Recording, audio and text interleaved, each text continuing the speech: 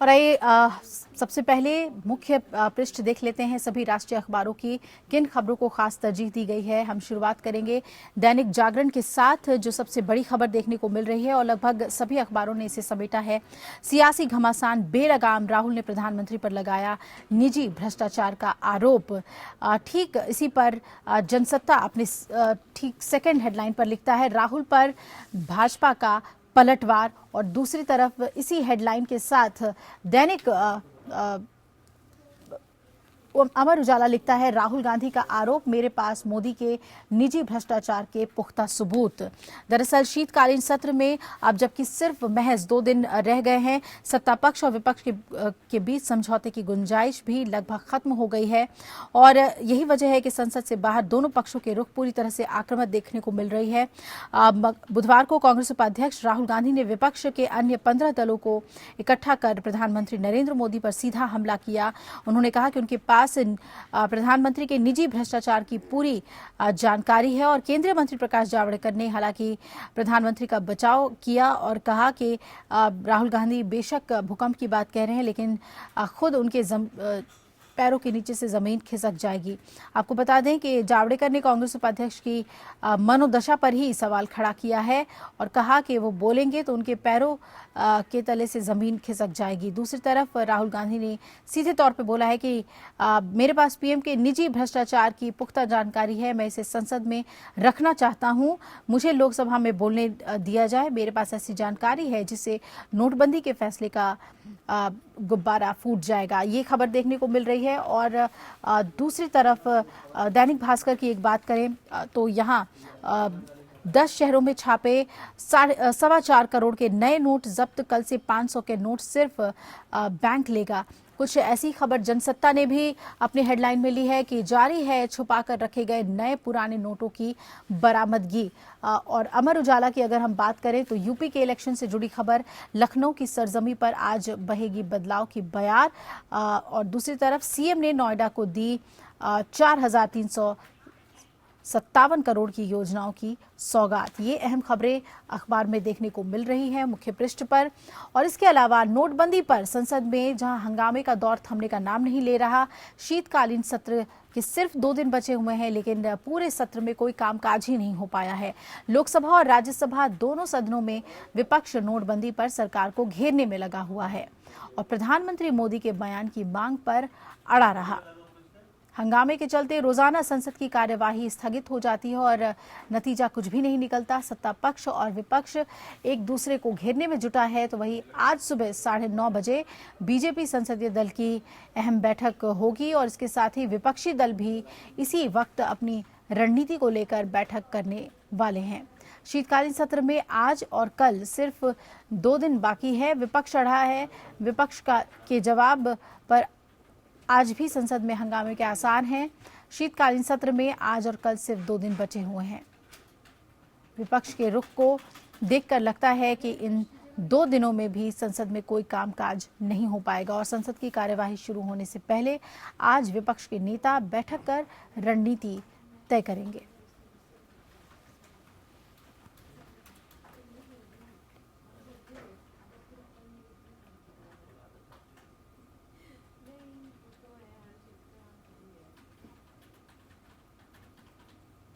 तो लोकसभा और राज्यसभा दोनों ही सदनों में कार्यवाही नहीं चल पा रही, कामकाज नहीं हो पा रहा, जनता का कीमती वक्त बर्बाद हो रहा है। लेकिन नोटबंदी पर पक्ष और विपक्ष के बीच की तल्खी की वजह से दोनों ही सदनों में चर्चा नहीं हो पा रही है। तो अब सिर्फ 2 दिन बचे हैं शीतकालीन सत्र के और पूरा सत्र हंगामे के भेंट चढ़ चुका है।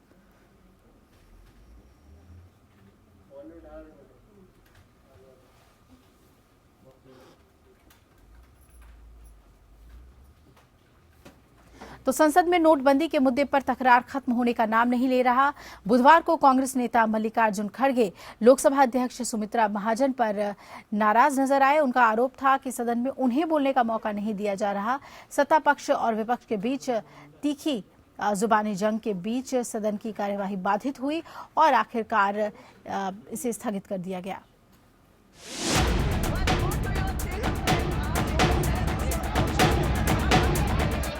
नोटबंदी पर संसद ठप है। जिस नोट बैन पर सदन में चर्चा होनी चाहिए उसे लेकर सड़कों पर संग्राम जारी है। संसद से नोटबंदी पर सत्ता पक्ष और विपक्ष में जमकर बहस हुई। कांग्रेस नेता और लोकसभा में नेता विपक्ष मल्लिकार्जुन खड़गे ने कहा कि विपक्ष को बोलने का मौका नहीं दिया जा रहा है।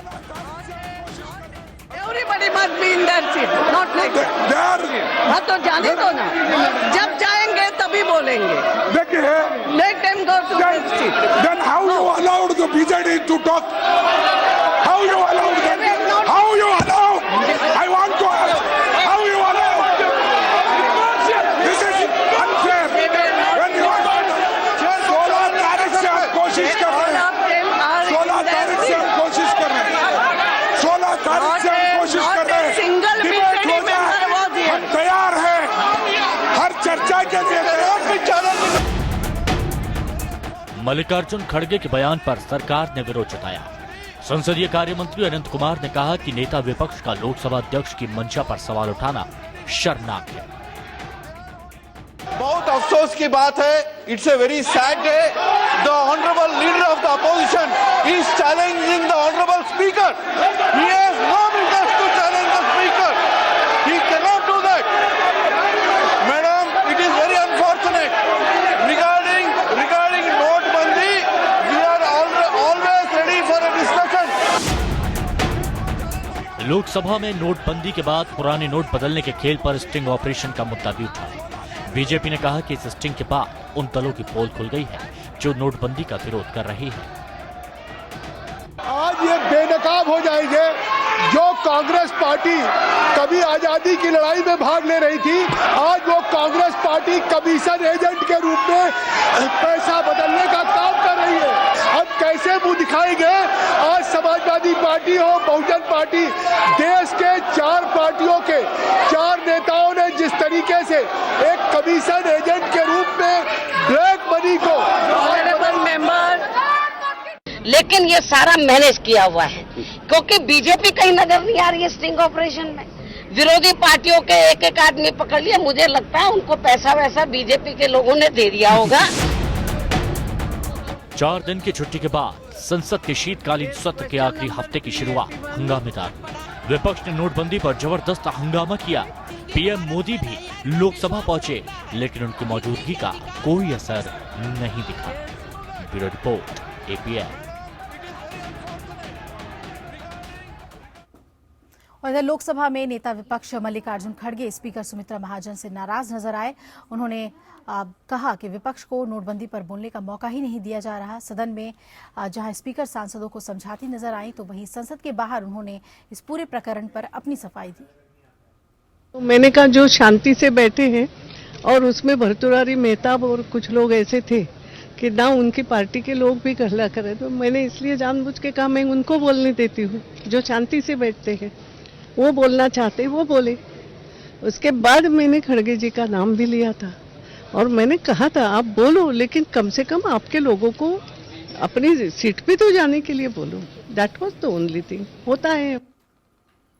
और इधर कांग्रेस उपाध्यक्ष राहुल गांधी ने प्रधानमंत्री नरेंद्र मोदी पर बड़ा हमला किया है। उन पर भ्रष्टाचार में लिप्त होने का आरोप लगाया, तो बीजेपी ने भी पलटवार करते हुए देर नहीं की। शुरुआत हुई राहुल गांधी के उस बयान से जिसमें उन्होंने प्रधानमंत्री मोदी पर व्यक्तिगत तौर पर भ्रष्टाचार में शामिल होने का आरोप लगाया है। नोटबंदी पर संसद से लेकर सड़क तक संग्राम जारी है। संसद में जोरदार हंगामे के कारण नोट बैन पर बहस नहीं हो पा रही है। सत्ता पक्ष और विपक्ष इसके लिए एक दूसरे को जिम्मेदार ठहरा रहे हैं। इन सबके बीच कांग्रेस उपाध्यक्ष राहुल गांधी ने विपक्षी दलों के नेताओं के साथ मिलकर एक प्रेस कॉन्फ्रेंस की। नोटबंदी के मुद्दे पर बुलाई गई इस प्रेस कॉन्फ्रेंस में राहुल गांधी ने पीएम मोदी पर निशाना साधा। राहुल ने कहा कि उनके पास पीएम को लेकर एक ऐसी जानकारी है जो उनके भ्रष्टाचार की पोल खोल देगी, और इसी डर से सरकार उन्हें सदन में बोलने नहीं दे रही है। प्रधानमंत्री के बारे में भ्रष्टाचार का पर्सनल इंफॉर्मेशन हम सबके पास है। हम उसको रखना चाहते हैं। हमें प्रधानमंत्री रखने नहीं दे रहे हैं। लोकसभा में हमें बात करने दीजिए, हम सब दिखा देंगे। धन्यवाद। प्रधानमंत्री मोदी पर राहुल के आरोपों से बीजेपी भड़क गई। बीजेपी ने राहुल पर पलटवार करते हुए कहा कि देश की जनता ने पीएम मोदी पर भरोसा जताया है, क्योंकि उन पर किसी तरह का कोई आरोप नहीं है। देश के 100-125 करोड़ लोग अगर मोदी जी को पसंद करते हैं तो इसीलिए पसंद करती है, एक भी दाग नहीं उन पर, एक भी दाग नहीं, इसके लिए पसंद करते हैं। अरे हम तो कह रहे बोलो, भूकंप नहीं होगा, आपके पैरों तली जमीन खिसक जाएगी। राहुल गांधी ने सरकार पर हमला बोलते हुए कहा कि 1 महीने से पूरा विपक्ष नोटबंदी पर लोकसभा में चर्चा चाहता है, लेकिन सरकार और पीएम नहीं चाहते हैं कि लोकसभा में इस पर चर्चा हो, क्योंकि उन्हें डर है कि हकीकत सबके सामने आ जाएगी। कांग्रेस उपाध्यक्ष के बयान पर पलटवार करते हुए बीजेपी ने राहुल को बात का खुलासा करने की चुनौती दी है। Bureau report, APN. और इधर प्रधानमंत्री नरेंद्र मोदी ने एशियाई देशों की कंपनियों को भारत में निवेश के लिए आमंत्रित किया है। एक मीडिया कंपनी की ओर से आयोजित बिजनेस कॉन्क्लेव में वीडियो कॉन्फ्रेंसिंग के जरिए उन्होंने निवेश पर जोर देते हुए कहा कि भारत निवेश के लिए केवल एक बेहतर जगह ही नहीं, बल्कि भारत में निवेश करने का फैसला हमेशा सही है। इस मौके पर वो नोटबंदी का जिक्र भी करना नहीं भूले और कहा कि हम डिजिटल और कैशलेस अर्थव्यवस्था में प्रवेश कर रहे हैं। नोटबंदी पर विपक्ष के तमाम विरोधों के बावजूद प्रधानमंत्री नरेंद्र मोदी ने एक बार फिर काला धन हटाने की कोशिशों को सही ठहराया। मलेशिया के कुआलालंपुर में आयोजित एशियन बिजनेस लीडर्स कॉन्क्लेव 2016 में वीडियो कॉन्फ्रेंसिंग के जरिए पीएम मोदी ने कहा कि सिस्टम से काला धन और भ्रष्टाचार खत्म करना उनकी पहली प्राथमिकता है, ताकि लोगों के लिए ज्यादा अवसर पैदा किए जा सके। India is currently witnessing an economic transformation. Presently, cleaning the system from black money and corruption is very, very high on my agenda. This goes closely after digitization and introduction of GST. Economic times Asian business leaders conclave 2016 में Malaysia के PM Najeeb Razzaq की मौजूदगी में प्रधानमंत्री नरेंद्र मोदी ने कहा कि सरकार भारत में विदेशी निवेश बढ़ाने को लेकर काफी कदम उठा रही है। सरकार टैक्स सिस्टम में बदलाव कर जीएसटी लाने जा रही है। प्रधानमंत्री ने अगले साल जीएसटी लागू होने का भरोसा जताया। I'm happy to share that the constitutional amendment for goods and service tax GST has been passed. This is expected to be implemented in 2017. प्रधानमंत्री मोदी ने निवेशकों से भारत में निवेश करने की अपील की। उन्होंने कहा कि सरकार ने भारत में बिजनेस शुरू करने के नियमों को सरल बनाया है। हमारी कोशिश भारत को मैन्युफैक्चरिंग, डिजाइन और इनोवेशन में ग्लोबल हब बनाना है। Bureau report, APN. और अब बात करते हैं ऑगस्टा वेस्टलैंड घोटाले से जुड़ी हुई। इसमें अब नया मोड़ आ गया है। कांग्रेस अध्यक्ष सोनिया गांधी और उपाध्यक्ष राहुल गांधी ने एक समाचार चैनल को मानहानि का नोटिस भेजा है। ये पहला मौका है जब सोनिया गांधी और राहुल गांधी ने किसी मामले में निजी हैसियत से मानहानि का नोटिस भेजा हो। इससे पहले अभी तक पार्टी की ओर से नोटिस भेजे जाते थे। ऑगस्टा वेस्टलैंड घूसकांड में अपना नाम जुड़ने की खबरों के बीच कांग्रेस अध्यक्ष सोनिया गांधी और उपाध्यक्ष राहुल गांधी ने सख्त रुख अख्तियार कर लिया है। ऑगस्टा वेस्टलैंड के कुछ चिट्ठियों का हवाला देते हुए यह खबर चलाई कि इन चिट्ठियों में जिस परिवार की बात हो रही है वह गांधी परिवार हो सकता है। चैनल को भेजे गए मानहानि के नोटिस में कहा गया है कि शो के दौरान चैनल पर एक एंकर ने एक पत्र के हवाले से कहा कि परिवार के साथ 35 मिलियन यूरो का सौदा हो गया। सीबीआई यह मानती है कि परिवार का मतलब त्यागी परिवार नहीं बल्कि कोई राजनीतिक परिवार है। मानहानि नोटिस में कहा गया कि खबर में एंकर ने कहा कि सूत्रों के मुताबिक परिवार शब्द का मतलब गांधी परिवार हो सकता है। साथ ही चैनल पर कहा गया कि सीबीआई इस आधार पर गांधी परिवार से पूछताछ कर सकती है। नोटिस में चैनल पर दिखाई गई इस खबर को झूठा, मनगढ़ंत और कोरी अफवाह करार दिया गया। साथ ही यह भी कहा गया कि सूत्रों के आधार पर मिली जानकारी की पुष्टि के लिए कोई पुख्ता सबूत भी पेश नहीं किए गए। इस नोटिस के जरिए सोनिया और राहुल ने चैनल से बिना शर्त माफी मांगने की बात कही है। नोटिस में कहा गया है कि अगर चैनल 21 दिसंबर तक माफी नहीं मांगता है तो उसके खिलाफ मानहानि का दीवानी और फौजदारी का मामला चलाया जाएगा। अगस्टा वेस्टलैंड घूसकांड में सीबीआई ने हाल ही में वायुसेना के पूर्व प्रमुख retired air chief marshal SP Tyagi को गिरफ्तार किया है और उनसे पूछताछ की जा रही है। Retired air chief marshal SP Tyagi फिलहाल सीबीआई की हिरासत में हैं। पूर्व वायुसेना प्रमुख की तरफ से वरिष्ठ अधिवक्ता एन हरिहरन ने कहा कि अगस्टा वेस्टलैंड से 12 वीवीआईपी हेलीकॉप्टरों की खरीद का फैसला सामूहिक था और प्रधानमंत्री कार्यालय भी इसका हिस्सा था। इस मामले में दर्ज एफआईआर में एसपी त्यागी, उनके रिश्तेदार संजीव, राजीव और संदीप के साथ साथ यूरोपीय दलाल गुइडो राल्फ हश्के, कार्लो क्लेंटिनो, फर्डिनांडो गेरोसा और क्रिश्चियन माइकल समेत 10 अन्य लोगों के नाम दर्ज हैं। यह मामला मार्च 2013 में दर्ज किया गया था। Bureau report, APN. प्रधानमंत्री नरेंद्र मोदी को फोर्ब्स ने दुनिया के शीर्ष 10 प्रभावशाली हस्तियों में जगह दी है। रूस के राष्ट्रपति लगातार चौथे साल फोर्ब्स की सूची में पहली पायदान पर रहे हैं और अमेरिका के नवनिर्वाचित राष्ट्रपति डोनाल्ड ट्रंप दूसरी और जर्मन चांसलर एंजेला मार्केल तीसरी पायदान पर रही हैं। चीन के राष्ट्रपति शी जिनपिंग का चौथा स्थान उन्हें मिला है और 5वें पायदान पर पोप फ्रांसिस हैं। फोर्ब्स के भ्रष्टाचार से निपटने के लिए पीएम मोदी के नोटबंदी के फैसले को सही ठहराया है और उसका उल्लेख किया है। इस पर देश से लेकर दुनिया तक चर्चा है। सूची में 38वें नंबर पर रिलायंस इंडस्ट्री के अध्यक्ष मुकेश अंबानी का नाम भी है और पत्रिका ने यह भी कहा है कि तेल और गैस क्षेत्र में दिग्गज अंबानी ने भारत के बेहद प्रतिस्पर्धी टेलीकॉम सेक्टर में 4G सेवा जियो के जरिए सस्ते इंटरनेट की नई सेवा पहल की है।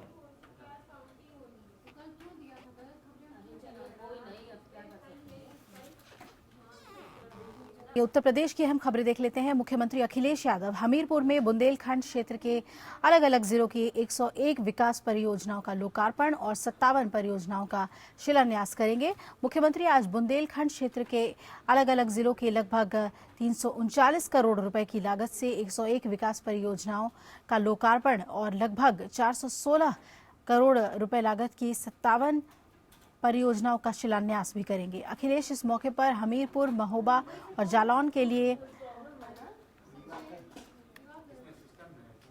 यूपी 100 के वाहनों का फ्लैग ऑफ करके पुलिस आपातकालीन प्रबंधन प्रणाली सेवा का शुभारंभ करेंगे और जनता के समकक्ष ये बात रखेंगे।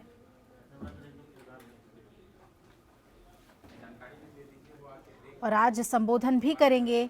शुभारंभ के बाद जनसभा को भी संबोधित करने वाले हैं यूपी के सीएम अखिलेश यादव।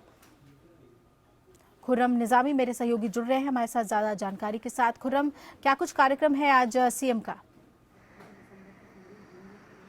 देखिए अभिलाषा, आज हमीरपुर में रहेंगे सीएम। वहां पर जो परियोजनाओं को लोकार्पण करेंगे, माफ करेगा, जो शिलान्यास करेंगे वो साफ करेगा कि कैंपेन मोड में जा चुके हैं मुख्यमंत्री अखिलेश यादव और जिस तरीके से वो लगातार शिलान्यास और लोकार्पण कर रहे हैं अलग अलग योजनाओं का अलग अलग हिस्से में उत्तर प्रदेश के, उससे वो इस बात को स्थापित करना चाहते हैं कि वो विकास की राजनीति करते हैं और सिर्फ विकास की बात करते हैं और साथ में एक मैसेज देना चाहते हैं उत्तर प्रदेश को कि आखिर क्यों उनको दोबारा मुख्यमंत्री बनना चाहिए, आखिर क्यों समाजवादी पार्टी को एक बार फिर सत्ता में वापस आना चाहिए, क्यों सत्ता में लौटना चाहिए समाजवादी पार्टी को। इस बात का वो मैसेज देना चाहते हैं, इस बात को स्थापित करना चाहते हैं और वजह बताना चाहते हैं। जनसभा को भी संबोधित करेंगे और बुंदेलखंड जो है, कहा जाता है कि बुंदेलखंड एक ऐसा हिस्सा है जो हमेशा से निगलेक्टेड रहता है और हमेशा से जब भी चुनाव आता है तो बहुत अहम हो जाता है क्योंकि वहाँ समस्याएं बहुत ज़्यादा है, लेकिन आज तक की भी कोई भी ऐसी सरकार नहीं आई है जिसने सही तरीके से उस समस्या को एड्रेस किया हो। लेकिन जब भी चुनाव का वक्त आता है या फिर कोई और मौका आता है तो बुंदेलखंड प्रायोरिटी लिस्ट पर होता है। तो एक बार फिर प्रायोरिटी लिस्ट पर है बुंदेलखंड। जाहिर सी बात है अखिलेश यादव वहां पर होंगे। बहुत जल्द आपको और भी राजनीतिक गतिविधियां वहां देखने वाली मिलेगी। अभिलाषा जी बिल्कुल, और जनसभा को संबोधित करेंगे और अभी तक जहां भी सीएम बोल रहे हैं नोटबंदी पर जरूर निशाना साध रहे हैं। किस तरह से देखें आज के जनसभा को? तमाम इन योजनाओं के साथ बीजेपी और बसपा पर भी निशाना जरूर साधेंगे। देखिए अभिलाषा, अगर नोटबंदी की बात की जाए तो अखिलेश यादव को मालूम है कि नोटबंदी का असर क्या है समाज पर। समाज में इसलिए बोल रहा हूँ क्योंकि जो गरीब तबका है सबसे ज़्यादा दिक्कत में आया और बुंदेलखंड की बात करें तो वो सबसे ज़्यादा जो पार्ट है बुंदेलखंड उत्तर प्रदेश का, वो सबसे ज़्यादा दिक्कतों में आया है नोटबंदी की वजह से। वजह ये है कि एक तो वहाँ पर इंफ्रास्ट्रक्चर की बेहद कमी है, दूसरे वहाँ बैंक्स ATMs उतने मजबूत नहीं है जितना और स्टेट्स में और हिस्सों में है स्टेट्स के, और साथ ही वहाँ पर जो किसान है जो वहाँ के जो किसान हैं जिनके पास जो ज़मीन है, जो बीज बोते हैं, उनको दिक्कतों का सामना करना पड़ा है। और साथ में जो गुर्बत है वहाँ की, उसने नोटबंदी की वजह से और दिक्कत पैदा किया है वहाँ के जीवन यापन करने में। तो जाहिर सी बात है जब अखिलेश यादव वहाँ पर पहुँचेंगे और अपनी जनसभा को संबोधित करेंगे तो नोटबंदी को गरीबी से जोड़ेंगे और बताएंगे गरीबों के साथ कितना बड़ा मजाक किया है मोदी सरकार ने। वो ये भी बताने की कोशिश करेंगे कि आखिर उनका जो उनके पार्ट से जो कुछ हो सकता है वो कर रहे हैं, और साथ में इसके ज़रिए वो एक कदम आगे बढ़ाएंगे अपनी कुर्सी की तरफ दोबारा बैठने के लिए। तो देखना ये होगा कि वो कौन सी बात है। वो ज़रूर ये बताएंगे कि जब भी समाजवादी पार्टी सरकार आती है तो बुंदेलखंड को सबसे ज़्यादा जगह मिलती है, प्रायोरिटी पर रहता है बुंदेलखंड। लेकिन वो इस बात को कैसे बताएंगे कि 5 साल गुजर 4.5 साल गुजर चुका है, 5 साल की सरकार थी, लेकिन बुंदेलखंड की तस्वीर नहीं बदल सकी है जितनी बदलनी चाहिए थी। इसका जवाब वो कैसे देंगे ये देखने वाली बात होगी। लेकिन बिल्कुल खुर्रम, आप बने रहिए हमारे साथ। तो आज बेहद अहम जनसभा है, कई तरह के योजनाओं का शिलान्यास और लोकार्पण करेंगे मुख्यमंत्री, लेकिन चुनाव से पहले बीजेपी पर भी नोटबंदी को लेकर निशाना साध सकते हैं। इधर इलाहाबाद के बाहुबली नेता और पूर्व सांसद अतीक अहमद पर नैनी के शियाट्स एग्रीकल्चर यूनिवर्सिटी में घुसकर अपने गुर्गों से वहां के शिक्षकों और कर्मचारियों को पिटवाने का आरोप लगा है। शियाट्स के PRO ने पूर्व सांसद पर आरोप लगाया है कि निष्कासित किए गए एक छात्र की पैरवी के लिए अतीक अहमद लाव लश्कर के साथ यहां पहुंचे थे। इसी दौरान उनके गुर्गों ने शिक्षक और दूसरे स्टाफ के साथ मारपीट की। पूर्व सांसद के गुर्गों की गुंडई यूनिवर्सिटी में लगे CCTV कैमरे में भी कैद हुई है। कॉलेज के PRO का आरोप है कि सांसद की मौजूदगी में उनके इशारे पर ही गुंडों ने मारपीट की। बाहुबली नेता के साथ पहुंचे दर्जनों असलहधारियों की मौजूदगी में यूनिवर्सिटी कैंपस में अफरा तफरी मच गई। आपको बता दें कि यूनिवर्सिटी के BTech डिग्री के एक छात्र को नकल करते हुए पकड़ा गया था, जिसे बाद में यूनिवर्सिटी ने रेस्ट्रिकेट कर दिया, और अतीक अहमद उसी छात्र की पैरवी के लिए यूनिवर्सिटी पहुंचे थे। ये पूर्व सांसद माननीय अतीक अहमद साहब के नेतृत्व में गालियां देना, उल्टा सीधा बोलना, हमारे सिक्योरिटी अफसर को खुलेआम रोड पे मारना, फिर हम लोग बात करते करते अंदर हम लोगों को मारना, हमारे स्टाफ को उसके चैम्बर में घुस के मारना, सांसद महोदय ने ऐसा कांड करवाया। अभी कुछ सूचना मिली थी कि कुछ लोग आके यहाँ पे झगड़ा किए हैं, तो पुलिस आई है, तहरीर मांगी जा रही है। जैसे तहरीर मिलता है वैसे कार्रवाई की जाएगी। CCTV फुटेज है, इसमें सांसद दिख रहे हैं जी, क्या था? हाँ आते हुए तो दिख रहे हैं CCTV फुटेज में। तहरीर मांगी गई है, जैसे देते हैं एप्लीकेशन उस पर लिखे कार्रवाई की जाएगी। इसमें सांसद दिखे हैं मारपीट करते हुए या थे? नहीं, मारपीट करते हुए नहीं, तहरीर केवल आते हुए दिखे हैं जो CCTV फुटेज दिखाए। इस खबर पर ज्यादा अपडेट लेते हैं खुर्रम के साथ। खुर्रम, क्या कुछ कार्यवाही के नाम पर पुलिस क्या कर रही है, पूरा मामला क्या है, यूनिवर्सिटी की तरफ से क्या मांगे रखी गई हैं? देखिए, जो बात सामने आई अतीक अहमद को लेकर कि इलाहाबाद के नैनी इलाके में एक शिक्षण संस्थान था, वहां जाकर के उन्होंने उपद्रव किया है, मारपीट किया है, CCTV कैमरे में कैद भी हुए हैं अतीक अहमद। हम अतीक अहमद की बात करें तो उनके लिए ये काम नया नहीं है, लेकिन इसलिए वो सुर्खियों में आ गया है क्योंकि वो इस वक्त समाजवादी पार्टी के अधिकृत प्रत्याशी हैं, कानपुर कैंट से चुनाव लड़ रहे हैं। और यहीं पर समझ में आता है कि आखिर क्यों अखिलेश यादव उनके खिलाफ थे, आखिर क्यों अखिलेश यादव उनसे दूरी बनाना चाहते थे, आखिर क्यों अखिलेश यादव उनको टिकट नहीं देना चाहते थे, लेकिन उसके बावजूद भी उनको टिकट दिया गया है। लेकिन जिस तरीके की जो बात कल सामने आया है कि नैनी में जिस तरीके से अतीक अहमद और उनके सपोर्टर्स जो थे, और या उनके कल ये जो बाहुबली अतीक अहमद और उनके गुर्गे जिस तरीके से नैनी में जाकर एक शिक्षण संस्थान में बवाल काटते हैं, मारपीट करते हैं, बदतमीजी करते हैं, अभद्रता करते हैं, वो साफ बताता है कि ये उनका नेचर है। और जिस तरीके से एक मामला था कि एक कोई शख्स पकड़ा गया था वो उसका नकल करते हुए, और उसके बाद से अतीक उसके सपोर्ट वहाँ पहुँचते हैं। देखिए, वो बात सही है कि अगर क्योंकि नेता भी हैं अतीक अहमद को शिकायत आई होगी तो गए होंगे, लेकिन जिस तरीके का एक्ट उन्होंने वहाँ किया है वो काबिल माफ़ी कतई नहीं है। अब पुलिस में रिपोर्ट पुलिस तक बात पहुंच चुकी है। अब देखना ये है कि पुलिस आगे क्या एक्शन लेती है, लेकिन उससे ज्यादा निगाह सबकी शिवपाल सिंह यादव पर है, क्योंकि शिवपाल सिंह यादव प्रदेश अध्यक्ष हैं उत्तर प्रदेश समाजवादी पार्टी के। उन्होंने अनाउंस किया था टिकट और उन्होंने टिकट दिया है। बताया कि नेताजी की रजामंदी थी। और अब देखना यह है कि आखिर समाजवादी पार्टी इस पर क्या करती है, क्योंकि समाजवादी पार्टी की जो छवि बदलने की बात है वो शायद अतीक का अगर टिकट कटे तो छवि बदल सकती है, लेकिन ये फैसला आला कमान को करना है समाजवादी पार्टी के। देखते हैं कि उसका रिपरकेशन क्या होता है, क्या उनका टिकट बचता है या नहीं बचता है, या फिर जो विरोधी होते हैं वो किस तरीके से अपनी तरकश से तीर निकाल करके इस तरीके से हमला करते हैं कि एक पंदुका यानी कि अतीक पर भी हमला करके और समाजवादी पार्टी पर हमला कर सके। देखना होगा कि सियासी उबाल कितना होता है इस पूरी घटना के बाद। अभिलाषा, बिल्कुल, यानी कि सियासी उबाल आ सकता है इस घटना के बाद। बने रहिएगा हमारे साथ खुर्रम।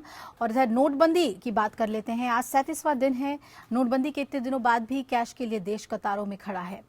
बैंकों में जहां भीड़ कम होने का नाम नहीं ले रही, तो वहीं एटीएम के बाहर भी लोग घंटों घंटों इंतजार करने को मजबूर हैं। नोटबंदी से निपटने की सरकार की तैयारी हर लिहाज से कम नजर आ रही है। सरकार तमाम दावे कर रही है, लेकिन हकीकत में लोगों को कोई राहत मिलती नहीं दिख रही। 8 नवंबर को नोटबंदी के ऐलान के बाद से स्थिति में कोई खास सुधार नहीं हुआ है। लोग पहले की तरह ही बैंकों और एटीएम के बाहर पैसों के लिए इंतजार कर रहे हैं, अपने ही पैसों के लिए परेशान है। बैंकों और एटीएम के बाहर खड़े लोगों का धैर्य अब जवाब देने लगा है। तमाम जगहों से लोगों के झगड़े और तोड़फोड़ की खबरें भी आ रही हैं, लेकिन लगता है कि सरकार लोगों की मुश्किलों की तरफ से आंख मूंदे बैठा हुआ है।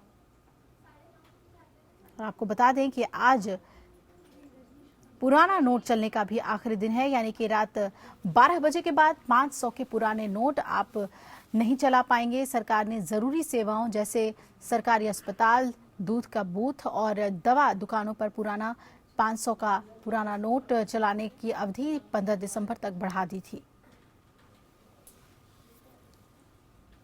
खुर्रम हमारे साथ जुड़े हुए हैं। खुर्रम, किस तरह की जानकारी हमारे पास आ रही है ग्राउंड लेवल से? क्या अभी भी दिक्कतें वैसी ही हैं या फिर कुछ स्थिति बेहतर हुई है नोटबंदी को लेकर? देखिए, स्थिति की बात करें, हालात की बात करें तो थोड़ा सा बेहतर ज़रूर देखा जा सकता है, क्योंकि जिस तरीके से बैंक ने अपने आप को इस हालात में ढाला वो काबिले तारीफ है। लेकिन जो हकीकत है वो ये है कि जो कतार है वो कम नहीं हो रही है, क्योंकि विड्रॉल जो लिमिट है बहुत कम एटीएम से। और दिक्कत इस बात की कि आप 2500 तो निकाल सकते हैं, लेकिन कई एटीएम में 2000 ऐसे निकलता है कि क्योंकि वहाँ सिर्फ 2000 का नोट होता है, 100 और 500 के नोट नहीं होते हैं। अगर 100-500 का नोट है तो आप 2500 पर निकाल सकते हैं। एक दिक्कत ये है कि आम जनता ये कह रही है कि आप क्यों नहीं आखिर विड्रॉल लिमिट बढ़ाते हैं, क्योंकि अगर हम 2500 निकालते तो 3 दिन बाद हम दोबारा आकर के कतार में खड़ा होना पड़ता है। यही वजह है कि कतार लगातार लंबी है और कम होने का नाम नहीं ले रही है। दूसरी अहम बात है कि कैशलेस सोसाइटी की तरफ हमारा देश आगे बढ़ रहा है। जो हमारे वित्त मंत्री हैं, जो हमारे प्रधानमंत्री हैं, ये कह लीजिए पूरी केंद्र सरकार है जो कैशलेस सोसाइटी को प्रमोट कर रही है। लेकिन दिक्कत इस बात की कि इंफ्रास्ट्रक्चर नहीं है। अक्सर देखा गया, मैं अपना खुद का एक एक्सपीरियंस बताना चाहूँगा यहाँ पर कि 3 दिन पहले मैं पेट्रोल पंप पर गया था अपनी गाड़ी में पेट्रोल भरवाने, और जब मैंने अपना कार्ड दिया तो नेटवर्क नहीं था और स्वैप नहीं हो सका कार्ड, जिसकी वजह से कैश देना पड़ा हमको। यानी कि कैशलेस सोसाइटी की अगर आप बात करिएगा तो वो अभी फिलहाल बगैर इंफ्रास्ट्रक्चर के मजबूती के आप नहीं कर सकते। दिक्कत आ रही है, कई ऐसे पेट्रोल पंप है जहां स्वैपिंग मशीन नहीं है। अगर हम इंटीरियर की बात करें तो लखनऊ में चुनिंदा पेट्रोल पंप है जहां पर स्वैपिंग मशीन नहीं है। पेटीएम का सुविधा है और तमाम तरीके की उन्होंने सुविधा दे रखी है, ऑप्शंस दे रखे हैं। लेकिन दिक्कत इस बात की है कि इंफ्रास्ट्रक्चर नहीं है, नेट सर्वर चलता नहीं है, नेटवर्क डाउन रहता है। तो ऐसे में कैसे कैशलेस का सपना साकार हो सकेगा, ये एक दूर की कौड़ी साबित हो रही है। लेकिन एक पहल है, उस पहल को लेकर लोग आगे बढ़ना चाहते हैं, लेकिन क्योंकि इंफ्रास्ट्रक्चर नहीं है, एक और अहम सवाल है खुर्रम कि खुद मुख्यमंत्री ने चिट्ठी लिखी थी प्रधानमंत्री को कि कम से कम अस्पतालों और जहां पर बेहद ज्यादा जरूरी है वहां पर पुराने कैश को चलने दिया जाए, और आज उसका भी आखिरी दिन है। 500 के पुराने नोट अब सरकारी अस्पतालों में भी नहीं चलेंगे। कुछ राहत राज्य सरकार की तरफ से देने की कोशिश? देखिए, राज्य सरकार की बात करें तो राज्य सरकार भी केंद्र सरकार का जो आदेश होता है उसके कहीं ना कहीं अधीन होती है। वो अपने एंड पर जितना कर सकती थी करती है। उन्होंने जरूर मुख्यमंत्री अखिलेश यादव ने जरूर चिट्ठी लिखी और गुहार लगाई है केंद्र सरकार से कि कम से कम अस्पतालों में आप अभी 500 के नोट चलने दें।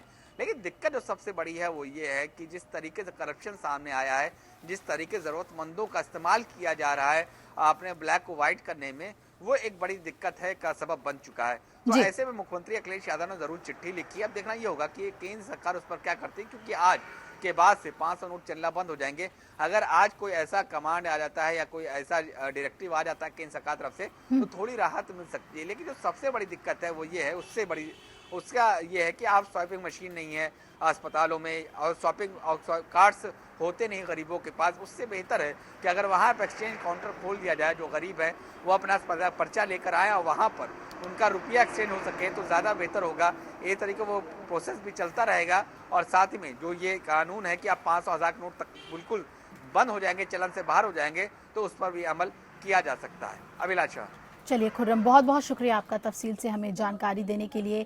बड़ी खबरों पर उत्तर प्रदेश के, वही मौसम की भी बात कर लें तो भारत के ज्यादातर इलाके कोहरे और सफेद चादर से ढके हुए हैं। बताएंगे आपको क्या हाल है पूरे उत्तर भारत में ठंड को लेकर। उत्तर भारत के ज्यादातर इलाके कोहरे की सफेद चादर से ढके हुए हैं। हालांकि दिल्ली एनसीआर में लगातार चौथे दिन कोहरे से राहत मिली है। उत्तर भारत में कोहरे का सबसे ज्यादा असर रेल और हवाई यातायात पर पड़ा है।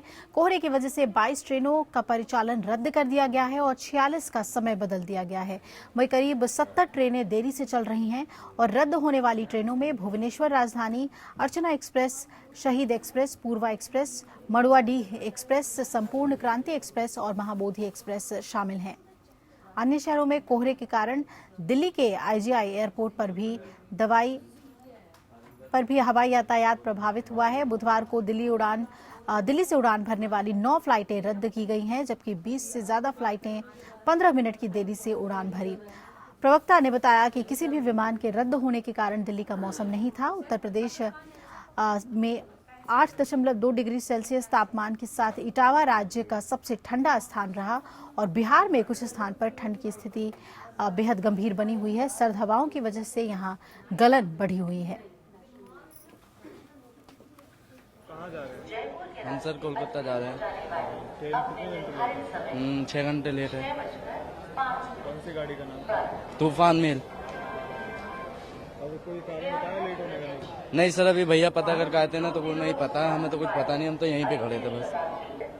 क्या नाम है आपका? सुनील नाम है मेरा। आप अभी ट्रेन अभी लेकर? हाँ, लगभग 8 घंटे लेट थी। अभी वही तैयारी कर रहे हैं जाने के लिए। 6:50 पे है पुरुषोत्तम। मुझे जाना है मिर्जापुर। इलाहाबाद के बाद जो स्टॉपेज आएगा मिर्जापुर जाऊंगा मैं। कुछ कारण बताया लेट होने का? नहीं, इस तरह कोई इंटीमेशन नहीं। माय नेम कैलाश चौरसिया, मैं रात से आया हूँ। मैंने पुरुषोत्तम तो रद्द ही कर दिया गया है, अभी तूफान 1 बजे है। सुमंत कुमार। बोल रहे हैं कि काल का डेट में जो रात को 3 बजे जाएगी गाड़ी। कारण तो वो तो पता नहीं मेरे। और आइए उत्तराखंड की बात कर लें। बैंकों में कैश की किल्लत, ग्राहकों का गुस्सा और कर्मचारियों के दिन रात काम करने का कोई मुआवजा नहीं देने के विरोध में उत्तराखंड में बैंक के कर्मचारी अब आंदोलन की राह पर चल पड़े हैं, जिसके चलते बुधवार शाम देहरादून में बैंक कर्मी एकजुट होकर आरबीआई के खिलाफ प्रदर्शन करते नजर आए। क्या कुछ मांगे हैं इनकी और पूरा मामला क्या है, ये जानने की कोशिश की वरिष्ठ संवाददाता रवि के वैश्य ने।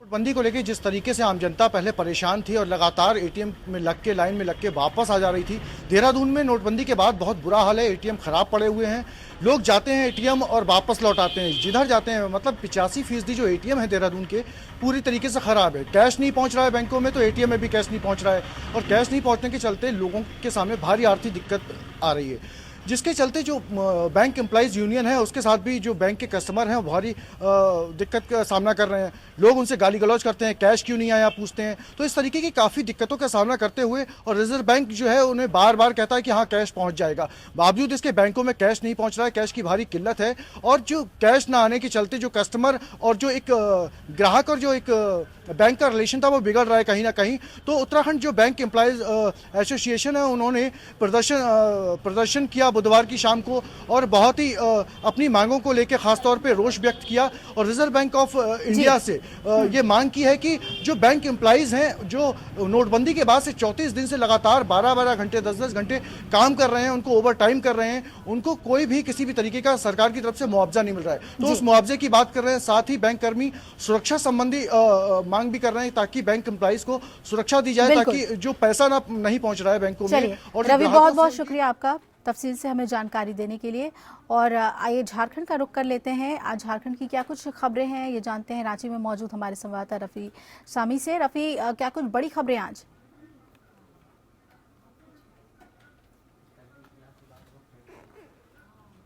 जी, झारखंड की अगर खबरों की बात करें तो झारखंड सरकार, रघुवर सरकार का 28 दिसंबर को 2 साल पूरा होने को है, जिसे लेकर के सरकार ने अपने विधायकों, अपने पार्टी के पदाधिकारियों को अपने सरकार की उपलब्धि जनता के बीच ले जाने की जिम्मेवारी दी है।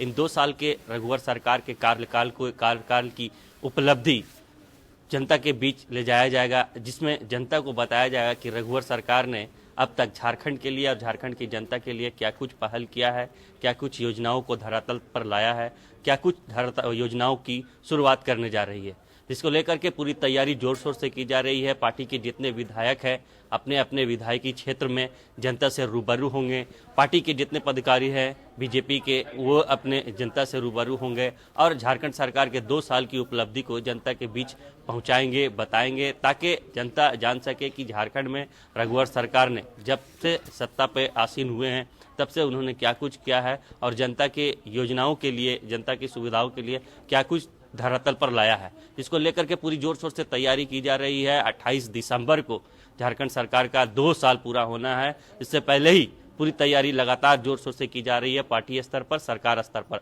वहीं सरकार की इस तैयारी को देख करके विपक्ष ने भी कड़ा वार किया है।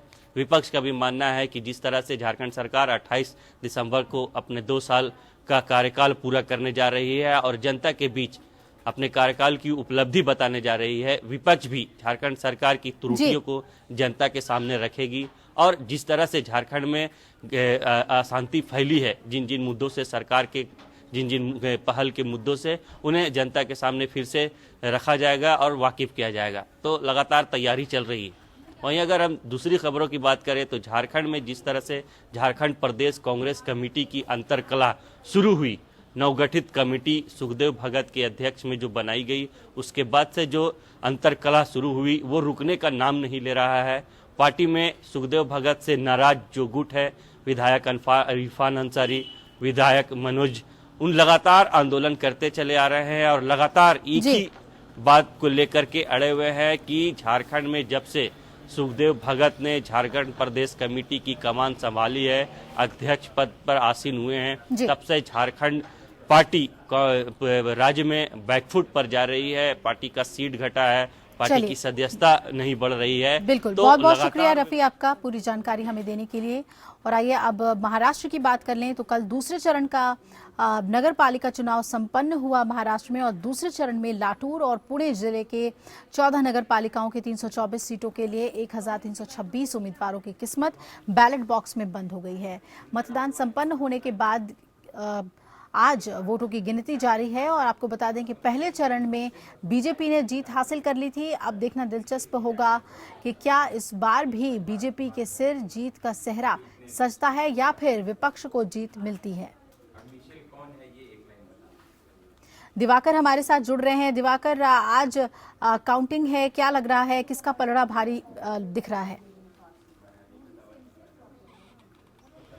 देखिए, दूसरे चरण में जो कल संपन्न हुआ है नगर पालिका का चुनाव पुणे और लातूर इलाके में, इस लिहाज से महत्वपूर्ण है कि क्या बीजेपी को दूसरे चरण में उतनी सफलता मिलती जितने पहले चरण में मिली थी और विपक्ष को मुंह की खानी पड़ती है, क्योंकि लातूर और पुणे एक ऐसी जगहें हैं। लातूर एक ऐसा इलाका है जहां पर राष्ट्रवादी कांग्रेस पार्टी का गढ़ माना जाता है। तो ऐसे में जो वहां की नगर पालिका चुनाव हुए हैं उसमें कितनी सफलता मिली है राष्ट्रवादी कांग्रेस पार्टी को या कांग्रेस को, और साथ ही साथ जिस तरह से बीजेपी को पहले चरण में सफलता मिली थी, खुद देवेंद्र फडणवीस ने प्रचार का जिम्मा संभाला है नगर पालिका चुनावों में। तो ऐसे में देखने वाली बात होगी कि जो नोटबंदी का असर देखने को मिला है पूरे देश में, क्योंकि पहले चरण में जब जीत मिली थी तो बीजेपी के नेताओं ने इसे नोटबंदी की जीत माना था। तो कहीं ना कहीं दूसरे चरण में जिस तरह से वोट पड़े हैं और इसके अलावा जिस तरह से 24 सीटों को लेकर 324 उम्मीदवार खड़े थे, तो वो जो है करीब जो है खड़े हुए थे। और उसके बाद जिस तरह से चीजें आई थी सामने, कल जिस तरह से वोट पड़े थे,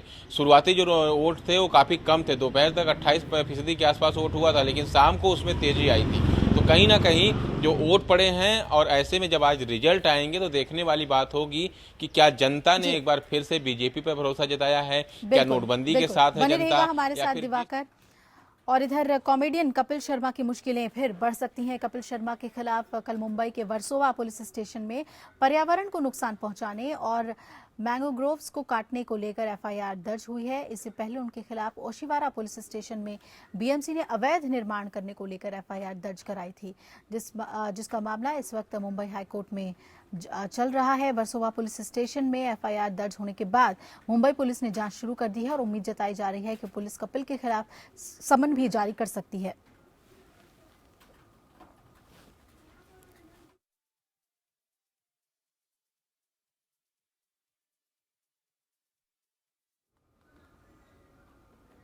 और आइए मुंबई का रुख कर लेते हैं, दिवाकर हमारे साथ बने हुए हैं। दिवाकर, अब किस तरह से मुश्किलें बढ़ती दिख रही हैं कपिल शर्मा की, किन धाराओं के तहत मामला दर्ज हुआ है? देखिए, कपिल शर्मा की जो मुश्किलें हैं वो कहीं ना कहीं बढ़नी तय हैं, क्योंकि जिस तरह से कल परसों जो है बीएमसी ने कोर्ट में एक हलफनामा दिया था जिसमें उसमें साफ साफ कहा गया था कि जो कपिल शर्मा ने गोरेगांव स्थित जो उनका फ्लैट है उसमें अवैध तरीके से निर्माण किया था, उसको लेकर उन्होंने उनको कई बार नोटिस किया था और कपिल शर्मा को ये बताया था, लेकिन कपिल शर्मा ने उसका कोई जवाब नहीं दिया था, क्योंकि कपिल शर्मा ने अपने फ्लैट में जो पार्किंग की जगहें थी, जो जहाँ पे लाइन लगाने की जगहें थी, वहाँ उसको भी अपने फ्लैट में शामिल कर लिया था। तो कहीं ना कहीं एक अवैध तरीके से निर्माण के मामले में ओशिवारा पुलिस स्टेशन में पहले से एफआईआर दर्ज थी और अब कल वर्सोवा में जिस तरह से पर्यावरण को नुकसान पहुंचाने और मैनग्रोव्स को काटने, क्योंकि मैनग्रोव्स को काटना एक कानूनी अपराध है, तो कहीं ना कहीं मैनग्रोव्स को काटने और पर्यावरण को नुकसान पहुंचाने के मामले में उनके खिलाफ जो एफआईआर हुई है उसको लेकर मुंबई पुलिस ने जांच शुरू कर दी है। और ऐसे में आज या कल में जिस तरह मुंबई पुलिस उन्हें समन करके उनका बयान दर्ज करने के लिए बुला सकती है, क्योंकि मुंबई पुलिस के सूत्रों का कहना है कि जल्दी ही कपिल शर्मा को बुलाया जाएगा इस मामले में, क्योंकि इस मामले में जो एफआईआर दर्ज हुई है उसमें साफ साफ कहा गया है कि कपिल शर्मा के खिलाफ कड़ी कार्रवाई होनी चाहिए, क्योंकि उन्होंने पर्यावरण को नुकसान पहुंचाया है और साथ ही साथ जो मैनग्रोव्स हैं उनको काटा है और उनको काटकर उन जगहों पर कब्जा किया है। तो कहीं ना कहीं कपिल शर्मा के लिए एक मुश्किल की घड़ी जरूर है, क्योंकि पहले ही मामले में उन्होंने अभी तक अपना बयान दर्ज नहीं कराया जो ओशिवारा में एफआईआर दर्ज हुई है। तो कहीं ना कहीं जब वर्सोवा पुलिस जो है इस पूरे मामले में जो है उनको समन करेगी और उनको बुलाएगी तो देखने वाली बात होगी कि क्या कपिल शर्मा आते हैं अपना बयान दर्ज करवाने के लिए, क्योंकि पिछले जो मैटर था, जो गोरेगांव के फ्लैट का मैटर था, उसमें 2 बार उनको समन किया जा चुका था, लेकिन अभी तक कपिल शर्मा अपना स्टेटमेंट दर्ज कराने नहीं आए हैं। चलिए, बहुत बहुत शुक्रिया दिवाकर आपका पूरी जानकारी हमें देने के लिए। और इसी के साथ वेकअप जिंदगी में हमारे साथ फिलहाल इतना ही। आप जुड़े रहिए हमारे साथ, खबरें लगातार जारी हैं। नमस्कार।